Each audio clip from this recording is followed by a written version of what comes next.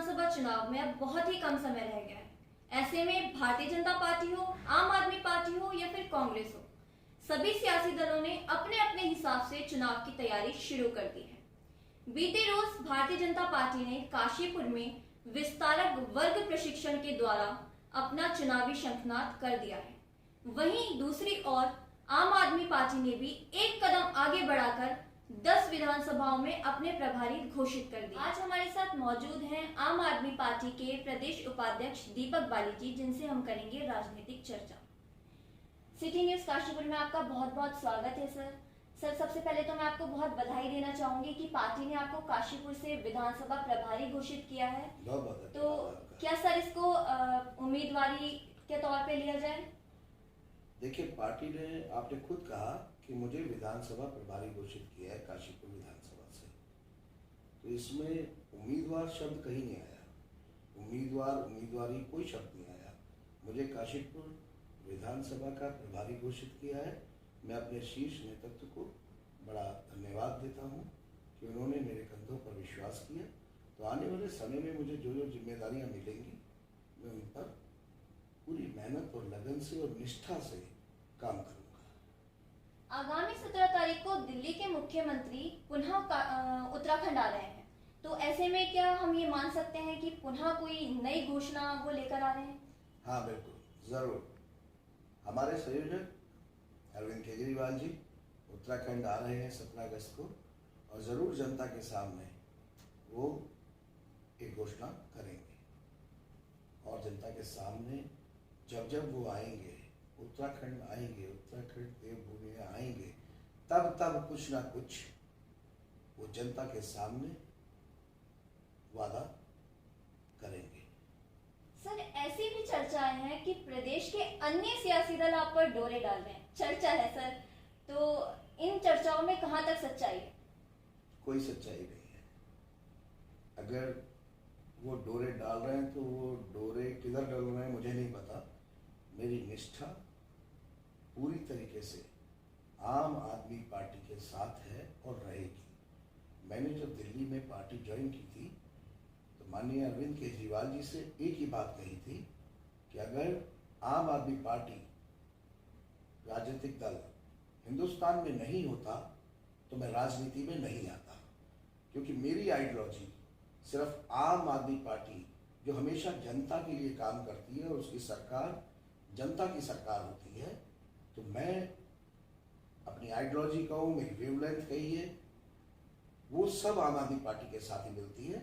इसलिए मैं पूरी तरीके से निष्ठावान हूँ अपनी पार्टी के लिए, और लगातार मैं पूरी मेहनत से जो जो पार्टी मुझे आदेश दे रही है वो कार्य कर रहा हूँ।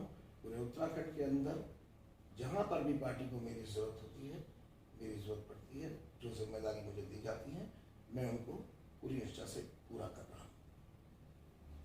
सर, पिछले वर्ष 19 अक्टूबर को आपने राजनीतिक कदम रखा था, आपने आम आदमी पार्टी को ज्वाइन करा था। तो पुराने बिजनेसमैन दीपक बाली जी में और आज के राजनीतिक दीपक बाली जी में आप कितना अंतर पाते हैं? कोई खास फर्क नहीं। तब भी लोगों से जुड़ा हुआ था, अब भी लोगों से जुड़ा हुआ हूँ। बस फर्क इतना रहा, पहले कुछ परिवार साथ में काम कर रहे थे, अब बहुत सारे परिवार काम में कर रहे हैं। अगर देखा जाए तो वहाँ पर भी जो मेरा व्यापारिक जीवन रहा है, वहाँ पर भी मैंने बहुत सारे योजनाएं बनाकर काम किए, योजनाबद्ध तरीके से मैंने व्यापार को किया। और मुझे ऐसा लगता है कि राजनीति में भी बेहतर योजनाओं के साथ बहुत सारे बेहतर काम किए जा सकते हैं, क्योंकि जब आप राजनीतिक होते हैं और आप एक सिस्टम, जो सरकारी सिस्टम है, उसके अंदर जब आप आ जाते हैं तो आपके पास फिर वृद्ध समाज सेवा करने के बहुत सारे अवसर मिलते हैं। जब व्यापारिक जीवन था तब बहुत सारी समाज सेवा की, लेकिन कहीं ना कहीं एक लिमिटेशन होती है उसमें कि आप ये कर सकते हैं, ये नहीं कर सकते हैं। लेकिन जब आप राजनीति में आते हैं, जो राजनीति में आने का मेरा उद्देश्य भी रहा है, तब फिर आप वृद्ध समाज सेवा की तरफ बढ़ते हैं। और मुझे लगता है कि यहाँ पर मैं और बेहतर कार्य योजना के साथ, जिसमें जनता के बहुत सारे ऐसे लोग जिन्हें वास्तविक मूलभूत आवश्यकताओं की, सुविधाओं की ज़रूरत है, उनको पूरा करने में मैं सफल होऊंगा, ज़रूर मैं ऐसा मानता हूँ। सर, अब तक तो हमने राजनीतिक बात करी है, अब हम बात करें काशीपुर की, तो काशीपुर आपकी जन्मभूमि भी है, तो ऐसे में काशीपुर के विकास को लेकर आपका क्या विजन है? देखिए, मैं दो तरीके से काम कर रहा हूँ। पार्टी की जो जिम्मेदारी है प्रदेश उपाध्यक्ष की, एक उस जिम्मेदारी को समझते हुए भविष्य के उत्तराखंड, जिसको हम उत्तराखंड नवनिर्माण बोल रहे हैं, नवनिर्माण इसलिए बोलना पड़ रहा है क्योंकि उत्तराखंड बनाने में जो आंदोलन किया उत्तराखंड की जनता ने उस समय, उसमें मैं भी एक आंदोलनकारी रहा और मैं भी फतेहगढ़ सेंट्रल जेल में 14 दिन लगभग रहा। तो उसके बाद जो आज हमने जिस उत्तराखंड की उस समय कल्पना की थी, आज वो सोचते हैं कहीं नहीं कहीं वो सब खो गया है। तो वो जो सपने देखे थे उनको पूरा करने के लिए उत्तराखंड को लेकर भी बहुत सारी चीज़ें चल रही हैं दिमाग के अंदर। और रही बात काशीपुर की, आपने पूछा कि मेरा विज़न क्या है, तो ये बोलने की चीज़ नहीं है, मैं ऐसा मानता हूँ।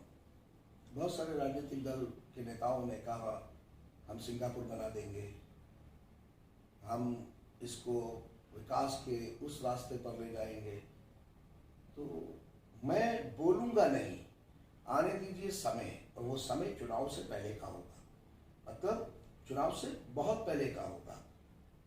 मैं विज़न दिखाऊंगा और पूरी काशीपुर की जनता को मैं अपना विज़न दिखाऊंगा कि मैं काशीपुर शहर के लिए, जहाँ मैं पैदा हुआ हूँ, जहाँ मैं बड़ा हुआ हूँ, जहाँ मैंने शिक्षा ग्रहण की है, जिस समाज ने, काशीपुर की जनता ने मुझे अपने व्यापारिक जीवन में भी बहुत स्नेह दिया है, प्यार, सम्मान, आशीर्वाद, हमेशा सब कुछ दिया है, तो उन्हीं सपनों को लेकर मैं राजनीति में आया हूँ। तो मैं उस विज़न को, आप थोड़ा इंतज़ार कीजिए, जल्दी काशीपुर की जनता के सामने लाऊंगा और उनको दिखाऊंगा कि मैं कैसा काशीपुर सोच रहा हूँ। सर, जैसे कि मैं आपको बता दूं कि सिटी न्यूज़ काशीपुर जो है इस समय चुनावी सर्वे में लगा हुआ है। लोगों के मूड जान रहा है कि काशीपुर में आने वाले चुनाव को लेकर जनता की क्या राय है। तो ऐसे में ये भी चर्चा सामने आई है कि दीपक बाली जी तो बहुत बढ़िया इंसान है, लेकिन उन्होंने पार्टी, चलिए, सबसे पहले अगर आपने चुनावी चर्चा की है और ऐसे शब्द आपको मिल रहे हैं, तो सबसे पहले मैं उन सब लोगों का धन्यवाद करूंगा और अपनी जनता का धन्यवाद करूंगा कि जो भरोसा उन्होंने पिछले 25 साल में, 30 साल में मेरे ऊपर रखा है, वो भरोसा आज भी कायम है। तो सबसे पहले कि मैं अगर उनकी नज़र में ठीक हूँ, तो ये बात मैं उनसे, मेरा निवेदन है उनसे, ये अपनी काशीपुर की जनता से निवेदन है कि वो भरोसा रखे मेरे ऊपर। मैं कभी भी किसी भी राजनीतिक दल, मैं आज आम आदमी पार्टी का एक सच्चा सिपाही हूँ, लेकिन इसमें एक बात तय है, एक बात बिल्कुल तय है कि जो कई राजनीतिक दल बताते हैं कि भाई ये पार्टी लाइन है, इस पर काम कीजिए। अगर कोई भी ऐसी लाइन मेरी पार्टी कहती है कि ये पार्टी लाइन है, आप इस पर काम कीजिए, और वो लाइन जनता की लाइन से नहीं मिल रही होगी, मैं नहीं करूँगा। मैं जनता का नेता हूँ, जनता ने ही मुझे चुनना है, तो जनता की जो चीज़ें जो उसके हक की हैं, जो उसके फेवर की हैं, और जहाँ जनता के खिलाफ अगर कोई पार्टी लाइन आएगी, मैं उसको नहीं मानूंगा। ये भरोसा मैं काशीपुर की जनता को दिलाना चाहता हूँ कि वो इस पर विश्वास रखें। जैसे उदाहरण दे देता हूँ, आपने सवाल आज बहुत अच्छा किया है मुझसे, ये मैं इसका एक उदाहरण दे देता हूँ। अब मैं आपसे सवाल तो नहीं कर सकता, नहीं तो मैं आपसे सवाल भी कर लेता।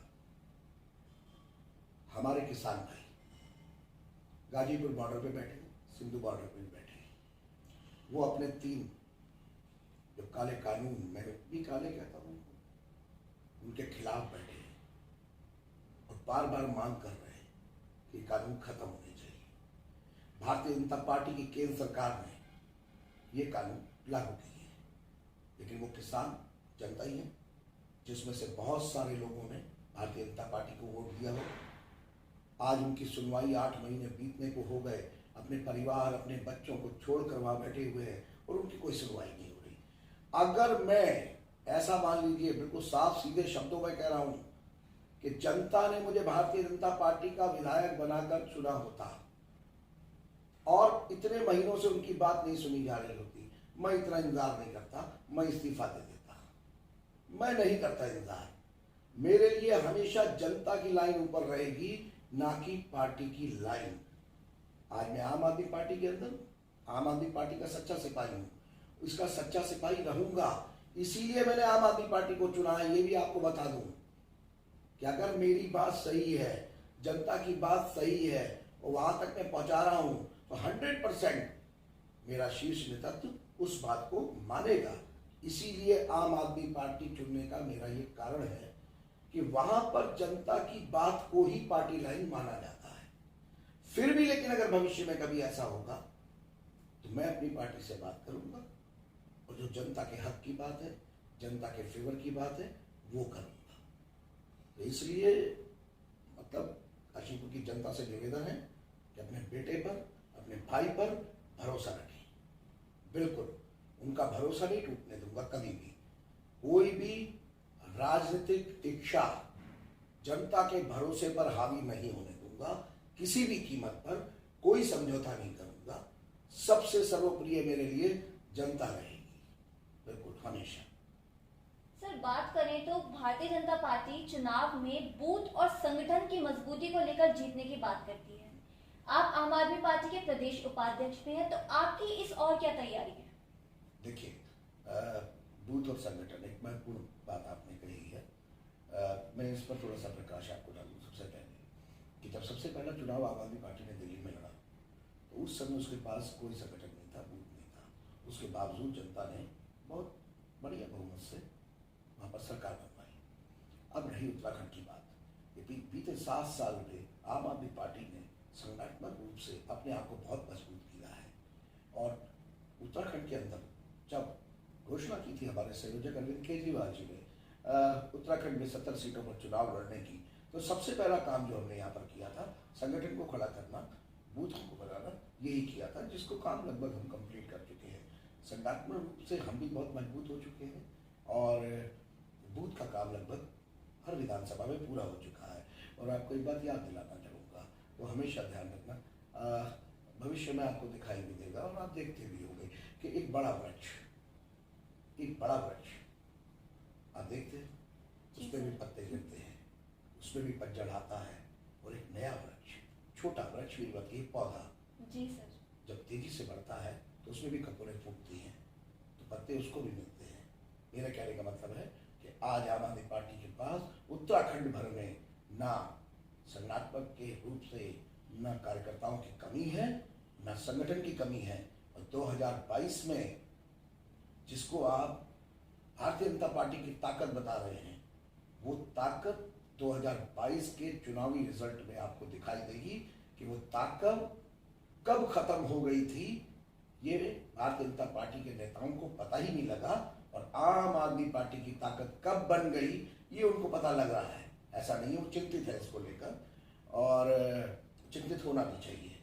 तो हम अपने संगठन को पूरा बना चुके हैं और बिल्कुल चुनाव की तैयारी में हैं। और 2022 को चुनाव जो भारतीय जनता पार्टी और आम आदमी पार्टी में होने जा रहा है, हम भारतीय जनता पार्टी को हराकर उत्तराखंड में 2022 में अपनी सरकार बनाएंगे। सर, बात करें तो आप राजनीतिक जीवन जी रहे हैं, तो ऐसे में आपकी दिनचर्या किस तरह की रहती है? क्या परिवार वालों के लिए आप टाइम निकाल पाते हैं? हाँ, परिवार वालों के लिए निकालता हूँ पूरा दिन। अब काशीपुर की जनता मेरा परिवार है, तो सारा समय उनके लिए है। लगभग सुबह 7 बजे से मैं अपना मतलब गतिविधियाँ शुरू कर देता हूँ, क्रियाशील हो जाता हूँ, और सोने का टाइम 12 बजे से पहले तो है नहीं, और कई बार 1 भी बज जाता है। पार्टी स्तर पर भी काम करना है, जो जिम्मेदारियाँ मिली हुई हैं।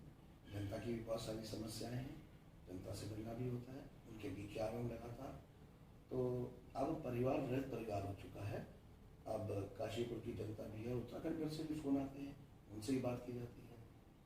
तो परिवार की डेफिनेशन बदल गई है, और वो दिनचर्या सारी जनता के लिए है। इसलिए परिवार को पूरा समय दे रहा हूँ, तो जनता मेरा परिवार है। सर, कहा जाए तो किसी भी सफल व्यक्ति के पीछे उसकी पत्नी का हाथ होता है, तो आपका इस विषय में क्या कहना है? हाँ, वो पूरी तरीके से मेरे साथ है। मेरी पत्नी ही नहीं, मेरी 11 साल की बेटी है। कई बार वो भी चीज़ों को देखती है, तो उसके अंदर से भी कुछ विज़न, कुछ चीज़ आती है जो मेरे से डिस्कस करती है। और पत्नी तो मेरे हर काम में हमेशा मेरे साथ रही है, और अभी भी जो राजनीतिक लड़ाई, जो परिवर्तन की लड़ाई में लड़ रहा हूँ, उसमें वो मेरे साथ कंधे से कंधा लगाकर खड़ी हैं, और बहुत सारी चीज़ों को साथ में वो संभाल भी रही हैं, और हम मिलकर काम करेंगे। काशीपुर की बहुत सारी और बहनें भी हैं जो मेरे साथ लगातार चल रही हैं, युवा शक्ति भी है, तो आशीर्वाद मिलता जा रहा है। काम जिनके लिए करना है वो परिवार भी बहुत बड़ा हो चुका है, और उन परिवारों के लिए जो काम कर रहे हैं मेरे साथ, वो भी बहुत परिवार मेरे साथ इकट्ठे हो चुके हैं। तो अच्छा लग रहा है काम करना, मजा आ रहा है मुझे। ये थे हमारे साथ आम आदमी पार्टी के प्रदेश उपाध्यक्ष दीपक बाली जी, जिनका साफ कहना है कि आगामी विधानसभा चुनाव भारतीय जनता पार्टी और आम आदमी पार्टी के बीच होने वाले हैं, जिसमें आम आदमी पार्टी सत्ता पर काबिज होगी। ऐसी ही कई राजनीतिक चर्चाओं के साथ हम आपके पास आते रहेंगे। तब तक के लिए मैं आपसे अलविदा लेती हूँ, अपनी सहयोगी अंजलि राठौर के साथ। Unzila Fatima, city news Kashipur.